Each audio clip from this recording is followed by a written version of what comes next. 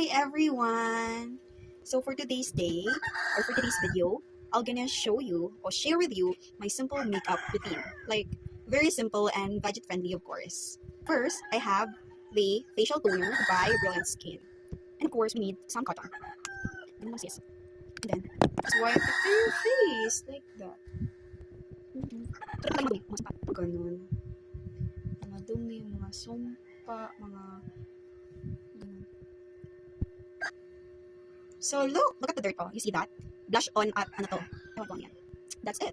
And then, of course, pamalahin natin muna sa mukha ito. And then, we're gonna use the sunscreen. Hickory sunscreen. Ang ganda nito sa mukha, guys. Legit. Na nakakaputi.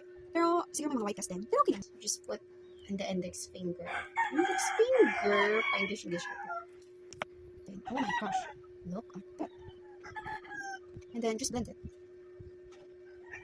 Alam nyo ba, guys?